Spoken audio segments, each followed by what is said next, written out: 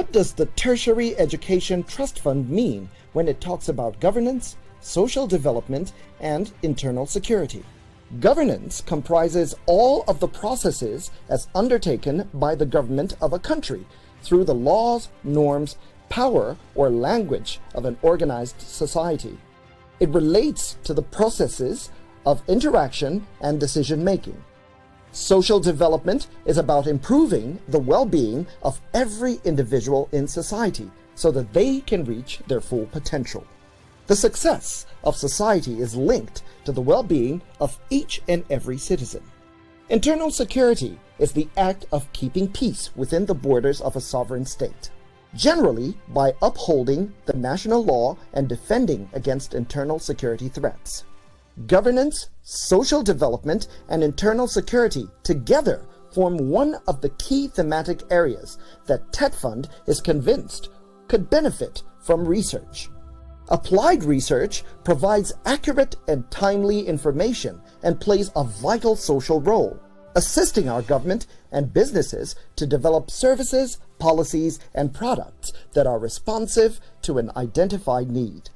TETFund's Executive Secretary, Professor Suleiman Elias Bogoro, has promoted the concept of research and development being the pillar of any developing country.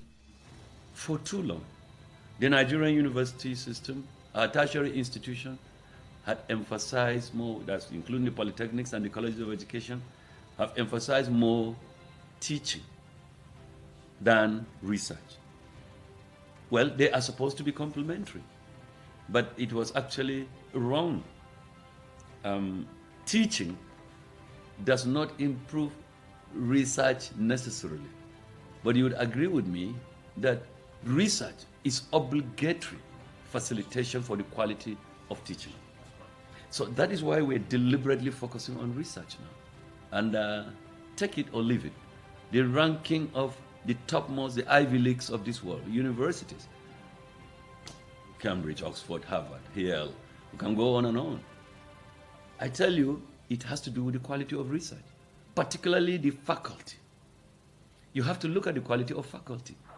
Those research equipment will be derelict if you don't have personnel that have capacity to operate them.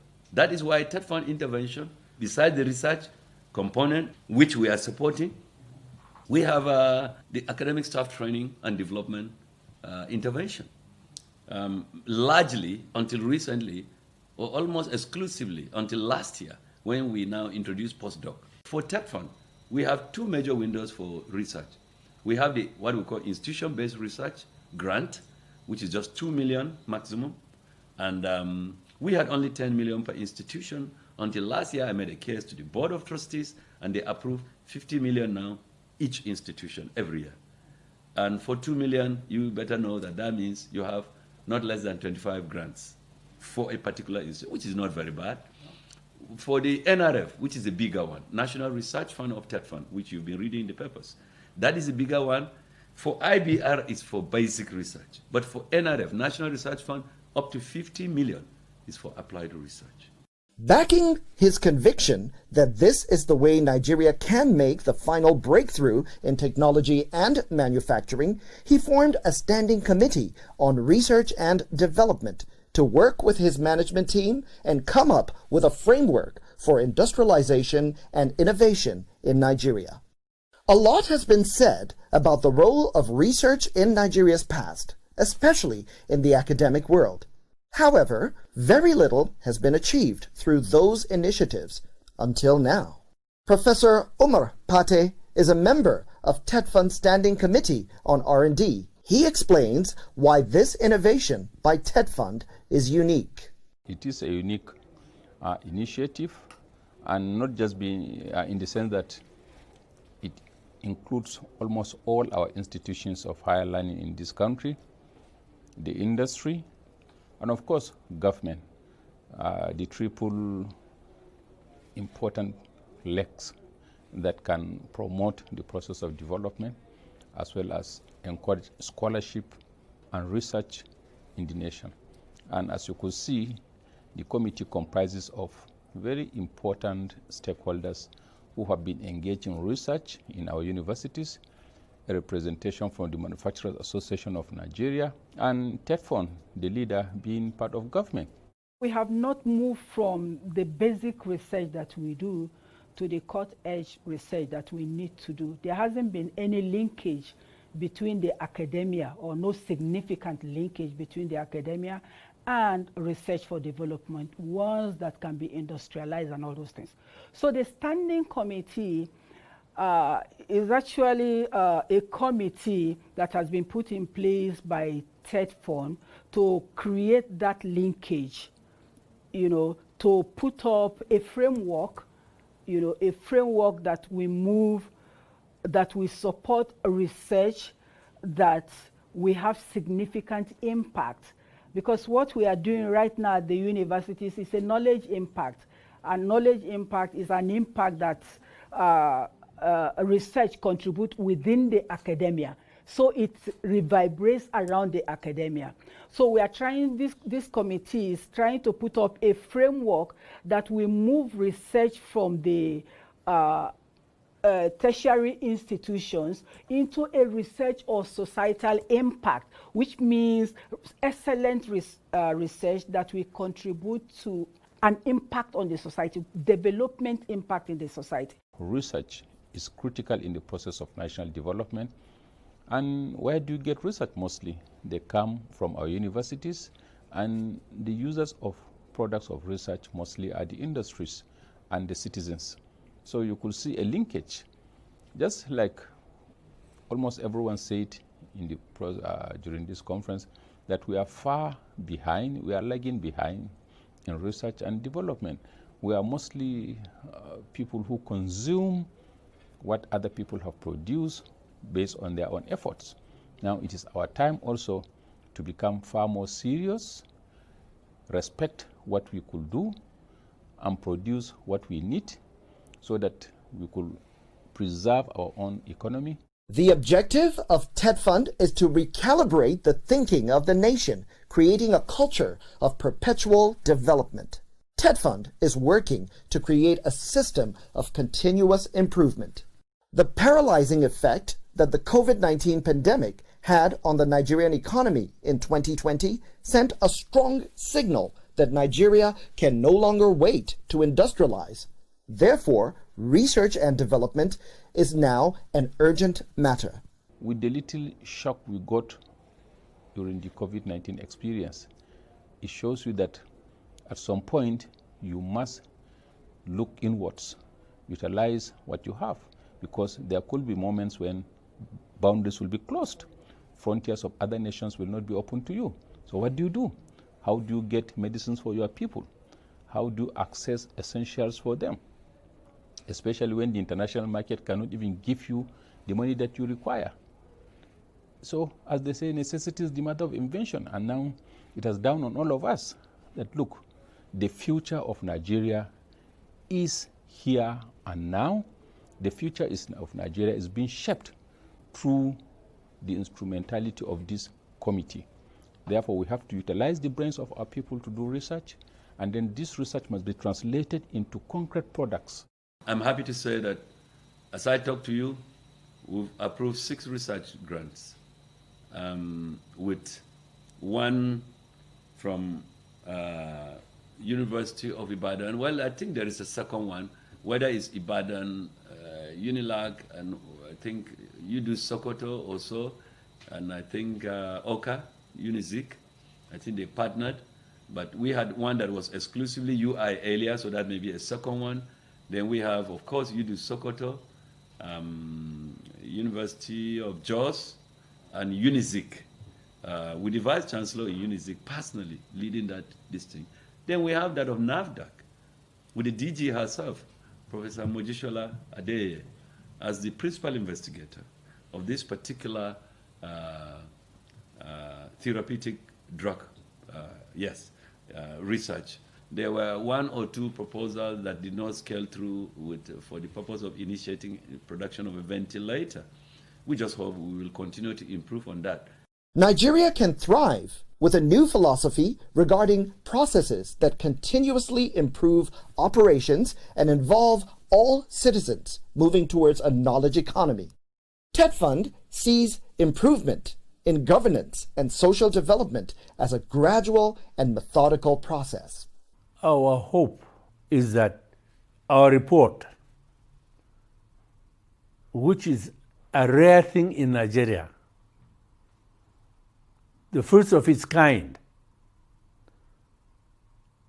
would cause government to establish research and development foundation for the development, economic development and physical development of Nigeria. As I said in my introduction, there is no country that has achieved without this research and development backing its programs. So we hope that the report and the foundation will now be a base to propel, enhance the key planning of government for developmental situation in the country. So far we have had development. I mean, there are but we must plan for development. We need proper governance framework. This is why one of the committees here is focusing on issues of governance, social development, as well as internal security. You do not have security, there will be no conducive environment for anybody to do any research. You have poor governance, whatever you produce will not be properly mainstreamed, and the industry themselves will not have the proper framework to perform. At the end of the day, the whole system will collapse. So governance is critical, and you could see it is also part of what we are doing right now. So it is unique in the sense that every stakeholder that matters is in it. For years, many politicians and public office holders believed that physical infrastructure alone was what mattered.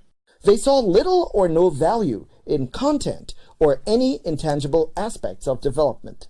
The nation paid dearly for this mindset. As the mental and innovative capacity diminished, the infrastructure also withered.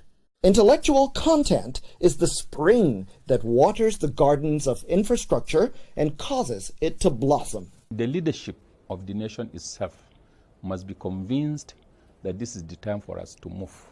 And apparently, from the little that we could see and hear, the president, at least from his own side, appears to be serious about issues of research from his statements and from the funding commitment made through TETFund. Secondly, we also need to drum into the minds of our politicians and our people down there to know that 7 of the richest people in the world today were not involved in oil business. They are into things that you may describe as intangible or perhaps industrialist to some extent. So the world is moving towards what you call knowledge-based economy. It is what you have intellectually that can determine and define who you are in the current emerging regime all over the world. It is no longer a matter of having tall buildings. It's just like a good university. You don't go to a university because they have some fantastic looking buildings. You go to universities because they have good lecturers and researchers as well as equipment. So if you look at some of the countries in the world, they may appear small with very little population compared to what we have in Nigeria. Yet they are super rich, not because they have oil, not because they have tall buildings, but because they have intellect and they have people who can think. And based on what they could produce intellectually, they translate that into products, and people depend on them. Corruption is like a cancer that has plagued Nigeria for many years. Corruption is perhaps the biggest obstacle to good governance and social development. Proper research on where it starts, how it perpetuates itself, and ultimately how to defeat it is the most effective way to solve the problem. Research empowers us to understand the enemy in order to fight it to a standstill. Who are those likely to commit burglary or armed robbery? Or who are those likely to be engaged in corrupt practices? Who are those likely to be arrested by police? What sections of the town or the country are more subject to what type of criminality? For example, it will be understandable that you do not expect people in rural areas to be guilty of corruption, because the corruption as we know it in terms of looting of government treasury, because they are not exposed to it, they don't have the opportunity, and that the people are likely to be exposed are those who are working in the public sector, and perhaps in collaboration with the private sector, and in the collaboration with the elite professions like lawyering, banking, accounting, quantity surveying, architecture, engineering, and the like. Now, the point I'm trying to make is that you do need research, okay, to be able to have this knowledge. And this knowledge will allow you to have anti-crime, anti-corruption policy. And such knowledge will also allow you to plan against them in terms of prevention and in terms of control, even correction. So to that extent, the matter of research and development, or more appropriately to me, research for development, applies not only to material aspects of living, but even socioeconomic and political aspects of living, of which the question of corruption is an example. The greatest tool Nigeria has to guarantee internal security is the criminal justice system. The importance of criminal justice to the smooth running of any society cannot be overemphasized. Indeed, an effective criminal justice system is regarded by many as fundamental to the maintenance of law and order. However, the Nigerian criminal justice system is dated and requires an update that only research and development can provide. The sources of knowledge are changing, and you cannot control crime without knowledge. And how do you get knowledge nowadays? It is not by Babalawo or by Marabots. It is by doing research. So when you're able to do research about the conditions of criminality in society, you are able to know the patterns of crime, what types of crime are in the society, who are the usual perpetrators of such crimes, who are the usual victims, what is the usual pattern of policing in terms of arrest, in terms of prosecution, in terms of the judgments of the judiciary, in terms of the operations of the correctional system. And you relate that, or juxtapose all that with the socioeconomic and even psychological attributes that are available. Who are those likely to commit burglary or armed robbery? Or who are those likely to be engaged in corrupt practices? Boko Haram, farmer-herder clashes, extreme religious groups, terrorism, militancy, kidnapping, banditry, and armed robbery are just some of the major threats to the internal security of Nigeria. Research is required now more than ever to tackle these hydra monsters. Definitely, security is multidimensional. Either to people used to be concerned about physical security, not only in terms of common crimes like burglary and robbery, but nowadays you have terrorism, insurgency, and in terms of emergent crimes in Nigeria now, you have kidnapping, banditry, occultic killings, and so on and so forth. Now, if you are able to conduct research on the extent, volume, seriousness, and nature of these kinds of crimes in the country, you will be able to know how best to counter them. Because what we use to counter burglary and armed robbery is not what we use to deal with insurgency, and what we use for insurgency is not what we use for banditry or kidnapping or occultic killings. So the research will be able to tell you the differences required in terms of the techniques, policies and techniques of prevention. But without research, that would not be possible. Research and development is what you need to either improve on what you are doing or to discover a new way of doing something. Talking about the security challenges we've been facing for over 10 years, it is commonly said that the ability of a nation, to wage war or even to deter potential adversaries depends to a large extent that nation's capabilities in technology, that nation's capabilities in the area of technology, or in general terms, depends on the technological advancement of that nation. We must have unity in development. We must have access. Developmental projects must have, for example, development of security. Now, we have police, we have military, we have air force, we have army. But when you have the actual security development, it means that all must work together at all times to protect Nigeria. There is internal, there is external. Protection from external, protection within internal. But all of them must work together. And if you have research and development supporting this, it works better. TETFund has a mandate which includes infrastructural development, but its core mandate is to support research and educational activities.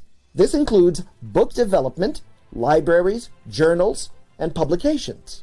Before you publish, you have to do research. This is why TETFund now ensures that the type of research funded by the institution is in line with the country's priority needs. This approach will better equip Nigeria to solve economic, socio-political, security problems, and other challenges in the system. And that is the paradigm shift.